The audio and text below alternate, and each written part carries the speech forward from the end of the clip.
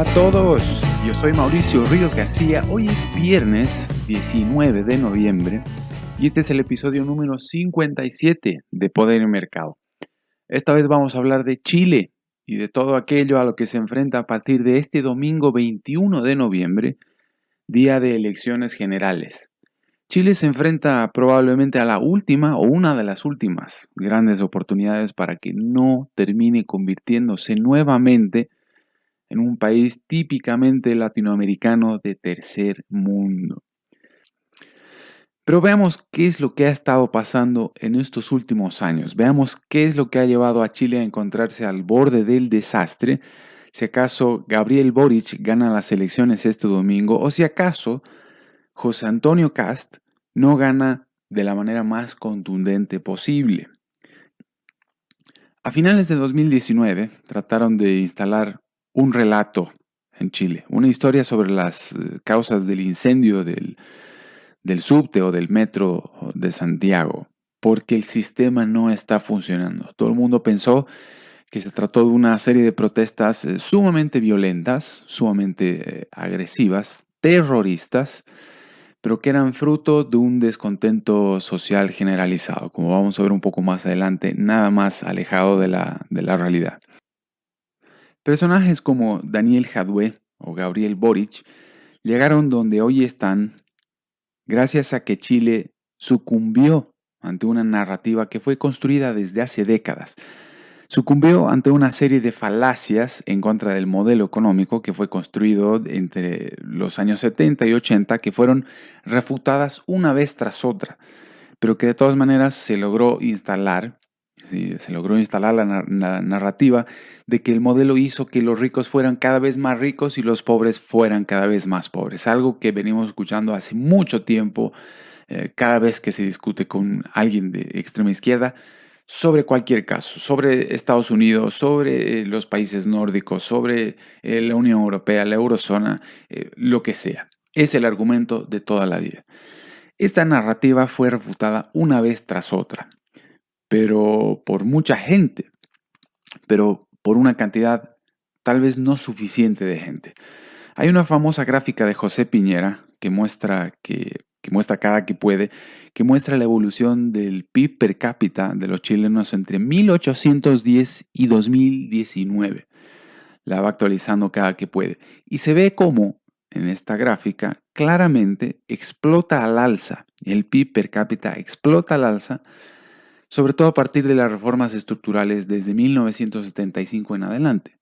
Luego vamos a volver sobre este asunto. En todo caso, quienes estuvieron llamados a defender el modelo no lo hicieron. Los liberales, desde luego. O no lo hicieron con suficiente convicción, o eran demasiado pocos, no lo sé exactamente.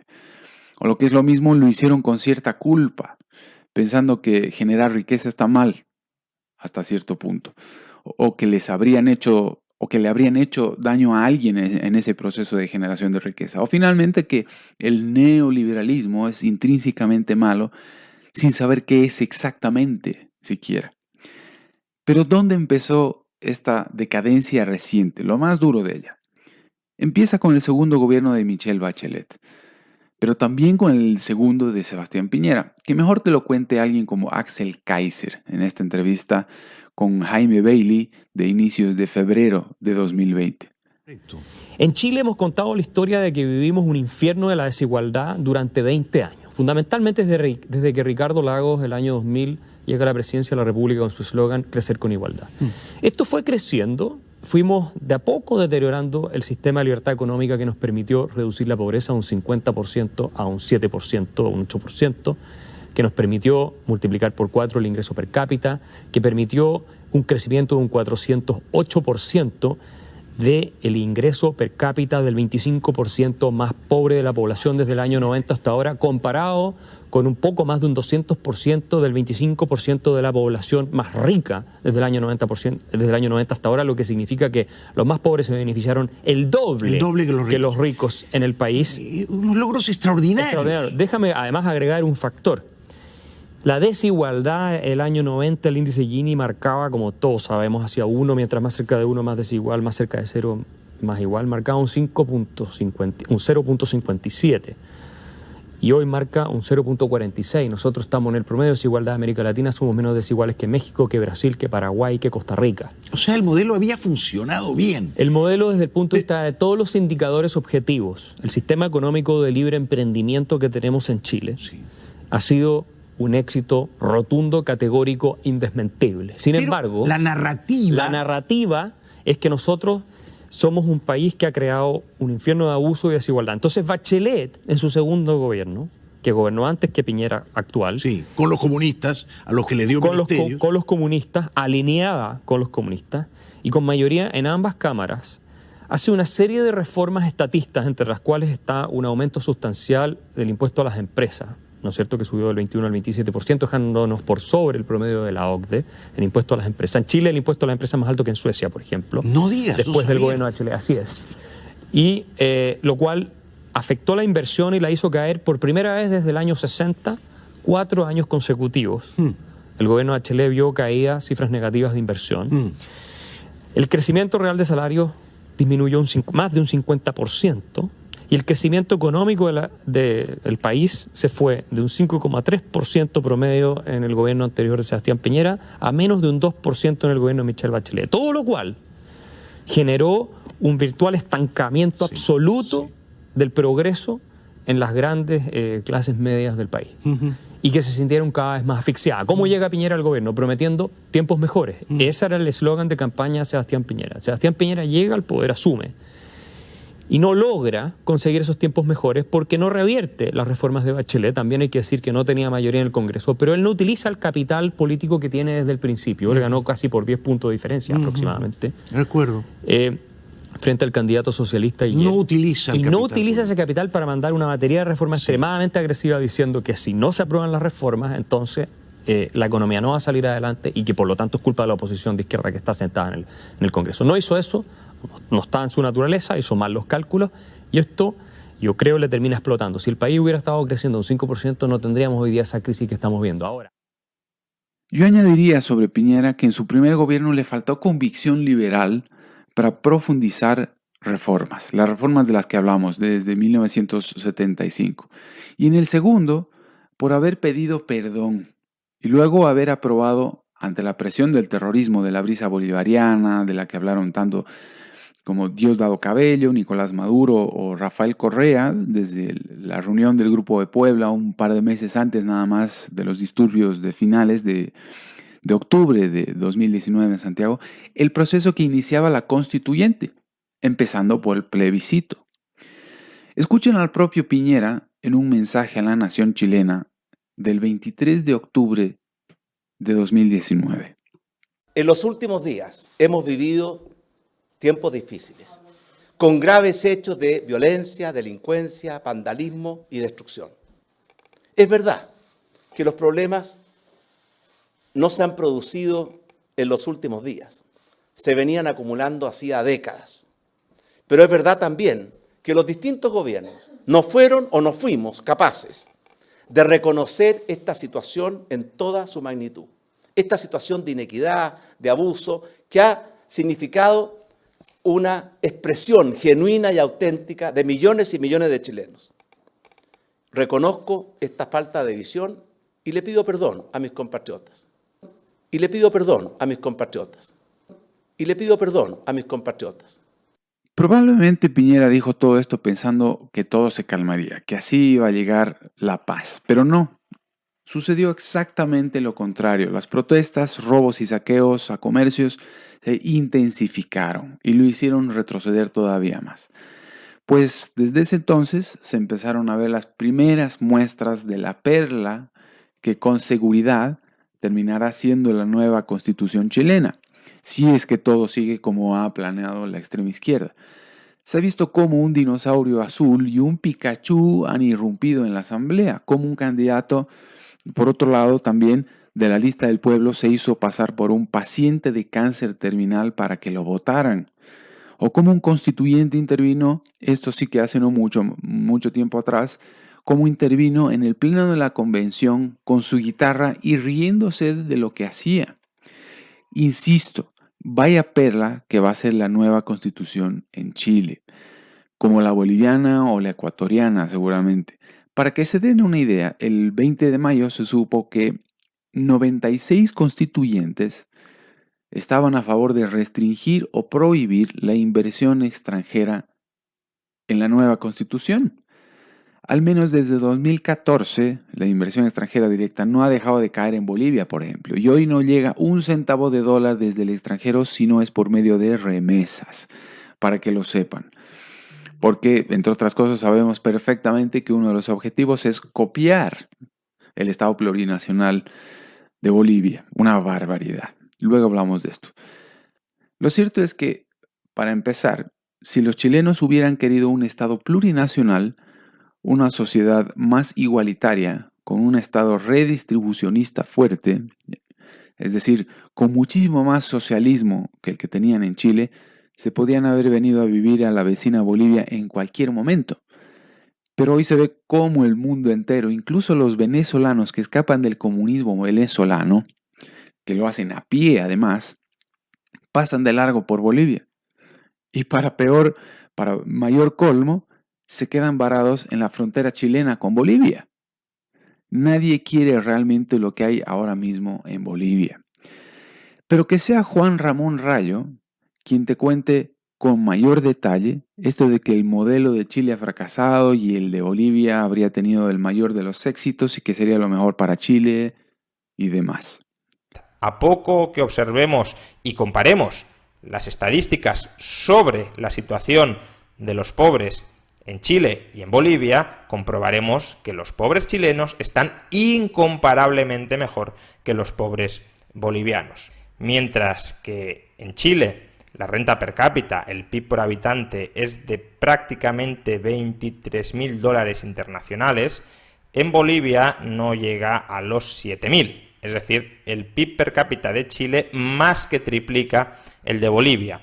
Tomando el índice Gini, es verdad que en Bolivia las desigualdades son algo menores que en Chile. En concreto, el índice Gini de Bolivia es de 0,44 y el de Chile es de 0,46,6. Pero esta ligera diferencia en el índice Gini en absoluto puede justificar o podría explicar que los pobres en Chile vivieran peor que los pobres en Bolivia. Cuando las diferencias en la renta per cápita son tan sumamente abultadas, pequeñas diferencias en el índice de desigualdad, desde luego no explican que los pobres en Chile puedan vivir peor, como decía, que en Bolivia. Si definimos pobreza como aquel porcentaje de la población que vive con menos del equivalente a 1,9 dólares diarios, el 6% de la población de Bolivia vive con menos de 1,9 dólares diarios. En cambio, menos del 1% de la población chilena vive con menos de 1,6 dólares diarios. Lo mismo sucede si elevamos un poco el umbral. Si colocamos el umbral de pobreza en 3,2 dólares diarios, el 12% de la población de Bolivia vive con menos de 3,2 dólares diarios. En cambio, en el caso de Chile apenas ronda el 2%. ¿Y qué sucede si elevamos el umbral de pobreza hasta los 5,5 dólares diarios? Pues que en el caso de Chile aproximadamente el 6% de la población vive con menos del equivalente a 5,5 dólares internacionales diarios y en el caso de Bolivia es el 25% de la población. En definitiva, no es verdad que la población más pobre de Bolivia viva mejor que la población más pobre de Chile.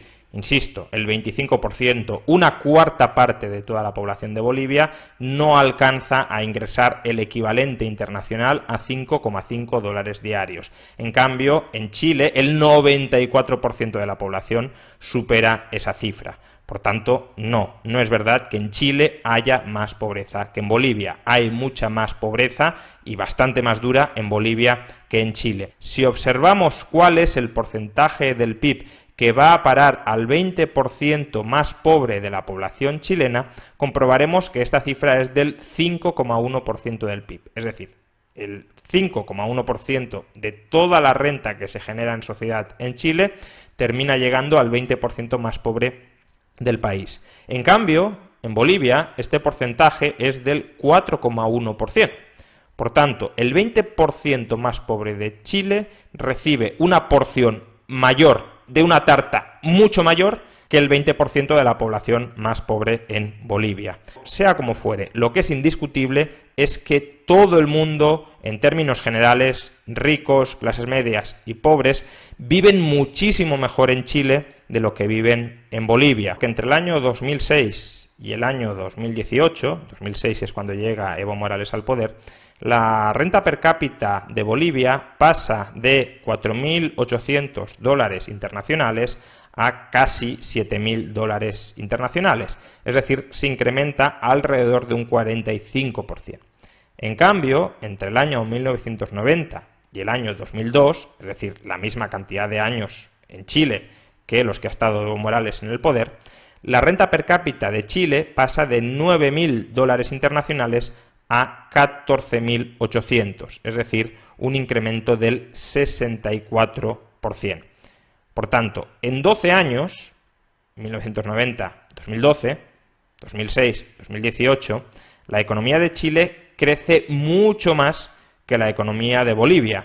Y eso a pesar de que Bolivia, en el año 2006, partía de una renta per cápita de 4.800 dólares internacionales y por tanto es mucho más fácil crecer que de la renta per cápita de la que partía Chile en 1990, es decir, 9.000 dólares internacionales. En definitiva, no hay ningún argumento, absolutamente ningún argumento relativo a la calidad de vida actual de los más pobres que justifique preferir Bolivia a Chile. Pero hay algo más importante aún.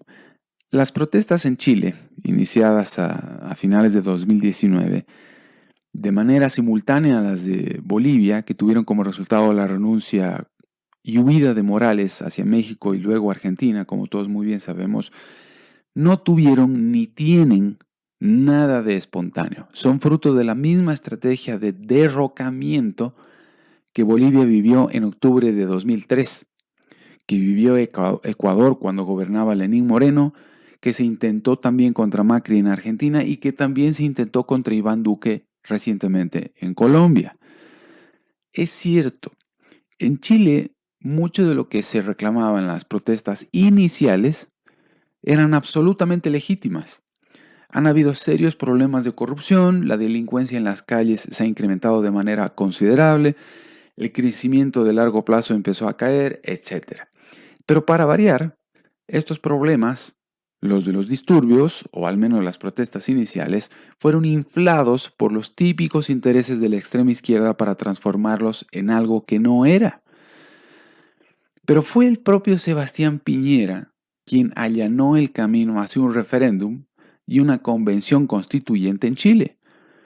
Por cierto, el 70% de los chilenos votaron por el apruebo, pero solamente un 39% del padrón electoral participó. Es decir, el 70% del 39% votó por el apruebo. Fue Piñera quien a partir de todo esto empezó a elaborar políticas sociales al más puro estilo argentino, al más puro estilo del peronismo argentino, como las leyes de igualdad de género y demás tonterías. Luego, además llegaron la pandemia y proyectos como el retiro anticipado de aportes a las AFPs, que luego se convirtió en un segundo y un tercer retiro y un cuarto que al menos al menos por ahora no lograron, o han logrado, mejor dicho, detenerlo, para que el sistema no termine de caer por completo. Hay que recordar que el retiro de aportes era un proyecto para un único retiro, un proyecto para retirar aportes por una única vez. Y luego vino el segundo y el tercer retiro y, como les digo, ya no saben cómo detener el cuarto. Los expertos en la materia han calificado esta iniciativa como una de las peores, si no la peor política pública de los últimos tiempos. Y obvio, ahora mismo les cuento sobre esto. Esto de las AFPs era algo que quería la extrema izquierda para empezar hace ya varios años. Las estuvieron atacando como pudieron desde hace años. Y así como aprovecharon de las protestas iniciales de 2019 para convertirlas en algo que no era, aprovecharon de la pandemia y las cuarentenas para alcanzar finalmente su objetivo sobre las AFPs, para avanzar sobre las AFPs, que es, como todos bien sabemos, la piedra angular de todo el modelo económico chileno. Efectivamente, la estructura de AFPs podía haber sido mejorada, pero no es que las rentabilidades eran malas. Se podía haber trabajado en ese sentido, se podía haber hecho reformas o ajustes al modelo y no simplemente atacarlas y echarlas por tierra. Sin embargo, el problema está en que el sistema de ahorro previsional, que como decía era la piedra angular del exitosísimo modelo chileno, lo primero que hizo Piñera fue aprobar los retiros anticipados con la promesa de que serían por una única vez para darle gusto a la extrema izquierda, para cumplirle su mayor sueño político mojado. Las consecuencias han sido, de acuerdo con Rodrigo Aravena González, economista jefe del Banco Chile, que han reducido el ahorro nacional y por tanto ha contribuido a tener mayores niveles de inflación y mayores tasas de interés, debido fundamentalmente a que las AFPs financiaban créditos de largo plazo, lo cual significa haber retrocedido a niveles de hace 20 años.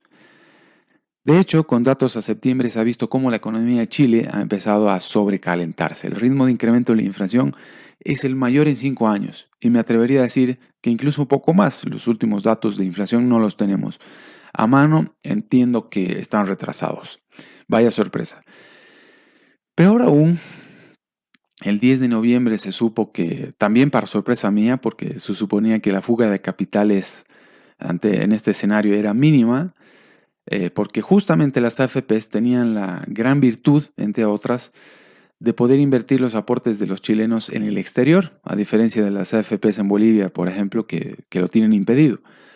La fuga de capitales de los últimos 24 meses suma los 50.000 millones de dólares, un equivalente al 18% del Producto Interno Bruto chileno aproximadamente, la cifra más alta de la última década según el diario La Tercera.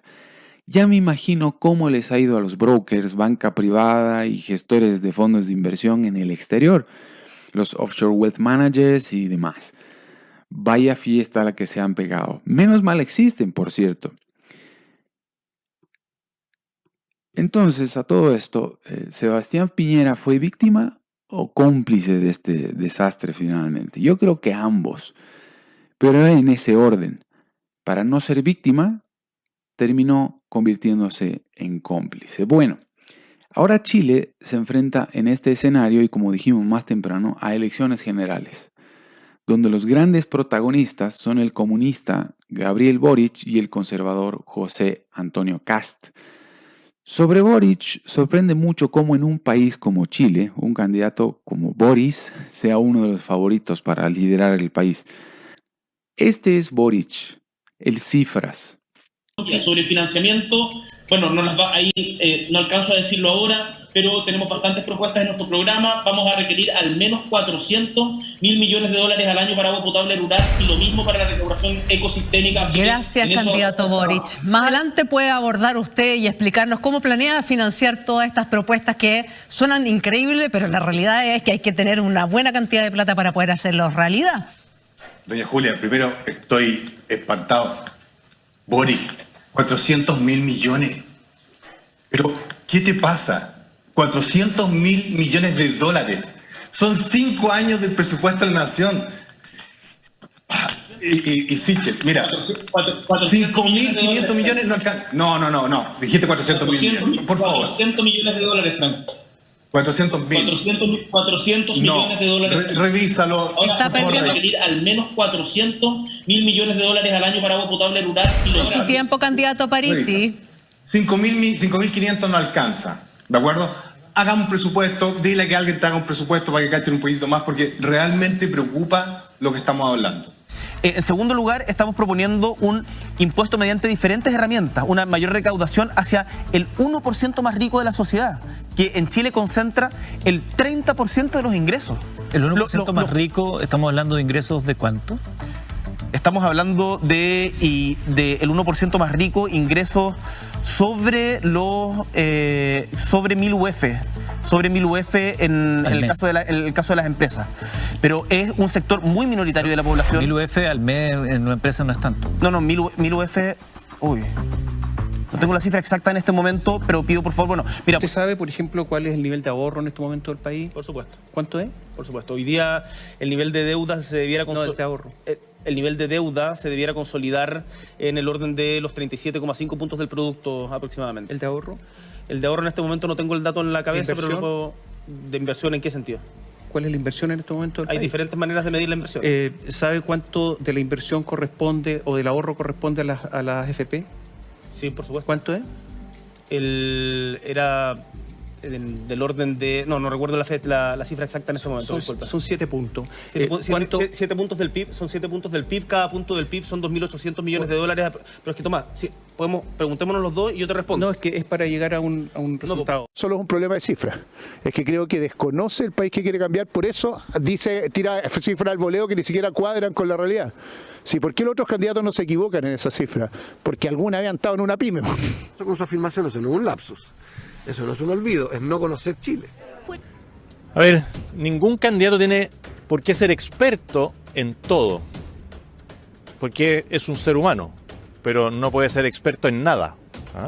Y eso es lo que yo veo en el candidato Boric, que plantea un discurso, pero que no tiene los argumentos o los fundamentos para argumentar seriamente. Si él de verdad quiere ser presidente de la República, él no puede tener dudas de cuál es el valor de la UEF. Si él quiere solucionar el problema del agua, no puede confundirse en los miles de millones de dólares que se requiere para esto. Y un país no tiene recursos cuando le dice a los inversionistas que no vengan. Él quiere cerrar los tratados de libre comercio, los quiere revisar. Los quiere revisar y qué va a pasar en Chile si no tenemos intercambio comercial con las demás naciones. Nicolás Ibáñez, un importante empresario chileno, fundador y benefactor de la Fundación para el Progreso, donde Axel Kaiser es Senior Fellow y fue presidente del directorio durante mucho tiempo. Ibáñez ha dicho que va a votar por Gabriel Boric. Es increíble, pero lo ha dicho. Las cosas que Ibáñez ha dicho son sorprendentes. Algunos han dicho en su defensa que se trata de una táctica. Pero los que hemos atravesado este proceso ya de derrocamientos, asambleas constituyentes, nuevas constituciones y demás, sabemos perfectamente que sus declaraciones son una tamaña chapuza, una metida de pata enorme, porque una vez que el comunismo toma el poder, no da marcha atrás. No se los puede sacar de ahí, ni con agua caliente después. Créanme, no se debe ceder un solo espacio a estos pillos, porque son lo que son pillos. Porque puede que inicialmente tengan una cara bonita, pero se les cae al minuto de haber conquistado el poder. Lo mismo se dijo en Bolivia, que sepan lo que es gobernar, que prueben de su propia medicina. Morales no va a poder gobernar ni 6 meses en este país, y ya ven, se quedó 14 años del poder y hubo que sacarlo con agua caliente y tal vez un poco más de ayuda. Aunque sí, de manera pacífica. El movimiento al socialismo, de hecho, ya va camino a su 16º año en el poder. Porque por más que haya caído Morales, el MAS seguía en el poder mientras gobernaba Yanine Áñez en Bolivia. Están por todo lado, vamos, no solamente en el poder ejecutivo y el gabinete presidencial. Lo interesante es que justo cuando se publican las declaraciones de Ibáñez, también se publican las encuestas en las que por primera vez se observa la impresionante tendencia al alza de José Antonio Kast para ubicarse en el primer puesto por delante de Gabriel Boric, cuya tendencia también empezó a caer al mismo tiempo. Y luego lo han guardado en el closet y ahora supuestamente está infectado con coronavirus y por eso no lo muestran siquiera. Está bien guardado para que no se exponga o para que no se sepa qué tan mal candidato es Boric realmente. Olvidémonos un poco de los detalles tanto de Boric como de Kast. Podemos resumir todo esto en que Boric representa todo lo peor del comunismo desde Allende en los años 70 en Chile y que Kast representa la esperanza de que así no sea. En todo caso, aparentemente el éxito de José Antonio Kast hasta el momento se debe a que defiende sus ideas sin complejos, destacando lo que hay que destacar de gente como los Chicago Boys, que fueron los artífices de las reformas en Chile, y desechando lo malo de toda la dictadura de Augusto Pinochet, por ejemplo. Que hay que decirlo, por supuesto. Lo dice claramente, y es la estrategia típicamente izquierdosa de condenar a todo candidato por el solo hecho de haberse manifestado a favor de alguna idea concreta de los años 70 y 80 que se haya implementado, debe de ser desechada como la propia Constitución. Respecto de sus propuestas económicas, se puede destacar, por ejemplo, una disminución de 24 a 12 ministerios. Eso está fantástico. Debiéramos solicitarle el retiro a unas 30,000 personas del ámbito público, dijo José Antonio Kast. Esto es fantástico. Salvo que las encuestas estén erradas por completo, Kast podría ser el ganador de estas elecciones. Sin embargo, aunque esto se repitiera en segunda vuelta, esto no quiere decir que el caos y el terrorismo comunista vayan a detenerse ni con Boric ni con Kast. Hace solo un par de fines de semana atrás, tal vez un poco más, luego de que se conocieran estas encuestas que dan la victoria a Kast, casualmente se observaron atentados a la propiedad privada en el sur chileno, así como se incendiaron todas las estaciones del metro en Santiago. Se vio cómo el terrorismo comunista, porque ¿quién más podría ser, por favor, si solamente hace recuerdo a los Antifa y el movimiento del Black Lives Matter en Estados Unidos, que no ha vuelto a aparecer desde que Biden es presidente? Así como este movimiento incendió las estaciones de tren en 2019, insisto, incendió haciendas privadas enteras, como si se tratara de un mensaje para inocular todavía más miedo entre la población que podría votar por Kast. Yo creo que justamente, así como trató de evitar Piñera cediendo a la extrema izquierda, los ataques de la extrema izquierda van a provocar mayor cantidad de votos por José Antonio Kast. A ver, para ponerlo claro e ir terminando por hoy, es que ya nadie se acuerda de lo que fue Allende en Chile, hiperinflación, graves problemas de escasez y desabastecimiento, expropiaciones, acumulación de déficits de 2 dígitos, impunidad de grupos guerrilleros que tomaban fábricas, incumplimiento de las sentencias del Tribunal Constitucional, una barbaridad. Para cerrar, escuchen estos fragmentos de un par de entrevistas de Sergio Melnik con Eric Heindel, economista graduado de Chicago y director de VanTrust Capital. Una del 3 de noviembre y otra del 18 de noviembre. Muy interesante. Boric ha sido más concreto, pero todos los economistas serios dicen que sus números no cuadran. Pero tomémoslo en abstracto. Un escenario donde sale un candidato tipo Boric y un escenario en que sale Kast. Entonces, en esos dos escenarios, partamos en el primer escenario donde sale un Boric, para ponerlo simbólico, pero cualquiera. Yo te voy a preguntar las variables y tú me das tu pronóstico 2022. Crecimiento con Boric.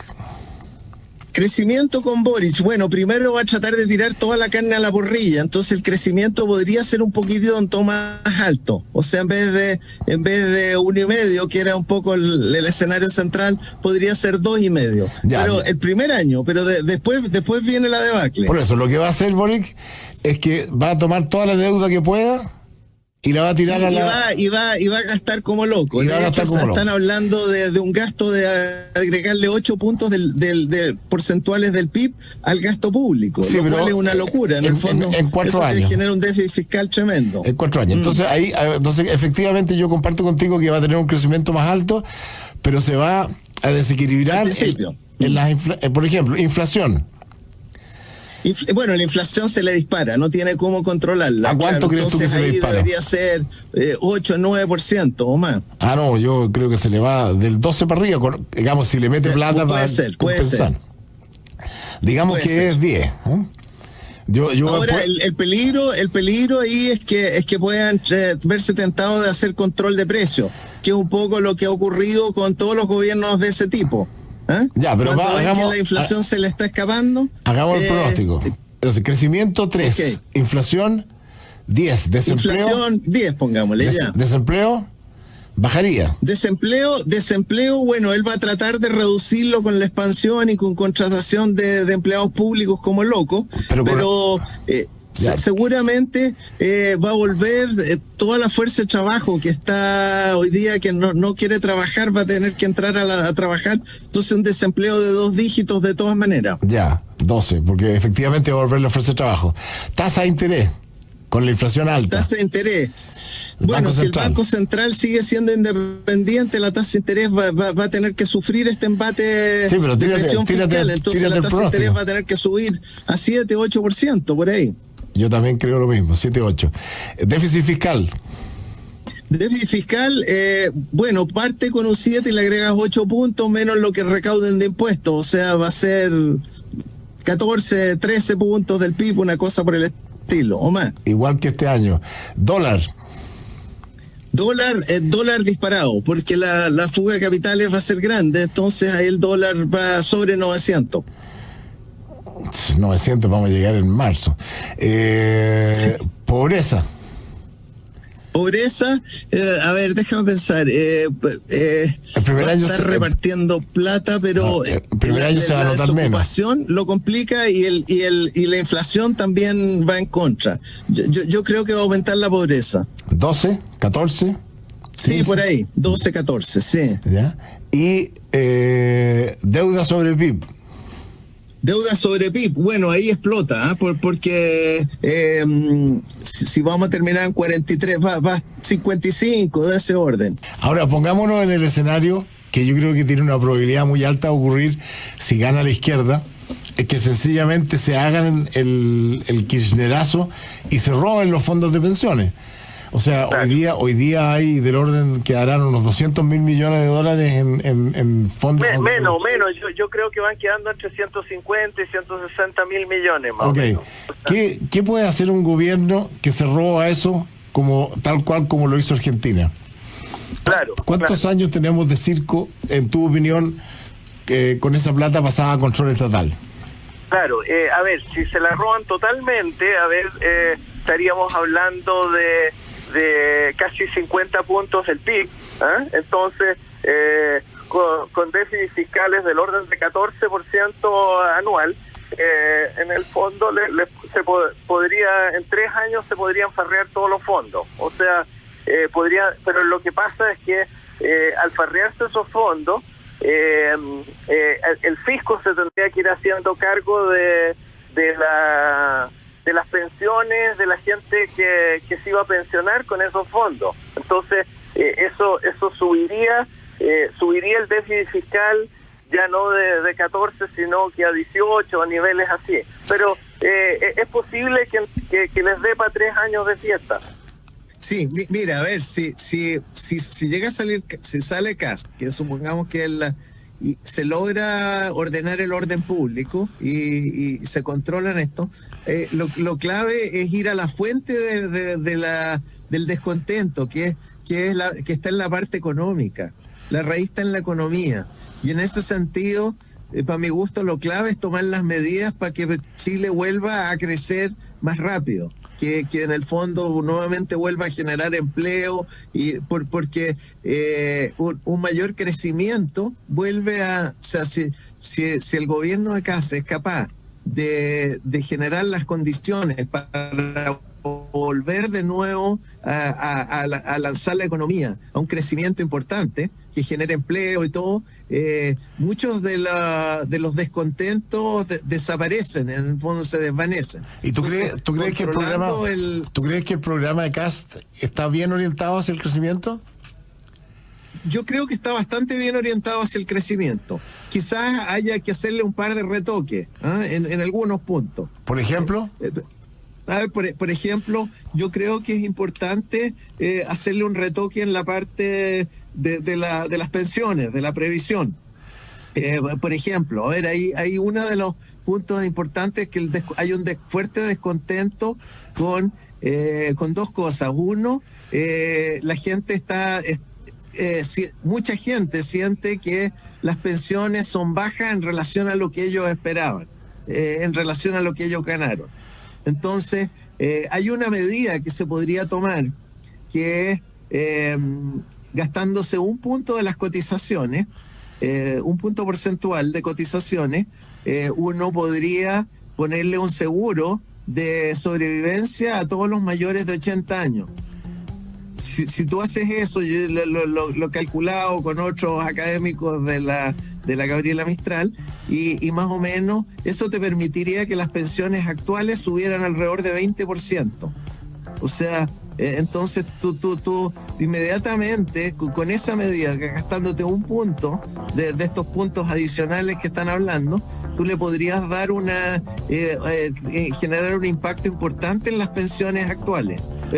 Porque lo que pasa es que como el plan de desarrollo de pensiones llega hasta los 110 años, si tú lo truncas en 80, tú podrías forzar que toda la gente que ya está pensionada, incluyendo las rentas vitalicias, en el fondo calculen no más allá de 80 años. Entonces eso permitiría subir inmediatamente todas las pensiones que ya están otorgadas, y es aproximadamente 20%. Habría que refinar los cálculos y todo, pero es de ese orden de magnitud. ¿Y quién paga el seguro? Un punto de los adicionales se puede llevar a este alivio, digamos, de subir las pensiones. Otra cosa que se podría hacer, hay una fuerte demanda por tener una pensión mínima garantizada más alta. Eso se puede lograr generando algunos puntos de adicionales de cotización que se vayan a generar una pensión universal básica asegurada para todo, de manera de que uno genera un pilar 1 más alto, de tal manera que no haya pensiones muy bajas, y use el pilar 2 actualmente de capitalización de la AFP para subirlo. O sea, hay cosas que se pueden hacer. En fin, que sea lo mejor. Alas y buen viento para José Antonio Kast y no para Boris, no solo por el bien de los chilenos, sino por el de la región y, por si fuera poco, por el bien de la causa de la libertad individual. Estaremos pendientes, veamos también la segunda vuelta, esperamos volver pronto con este asunto si se dé el caso. Un saludo.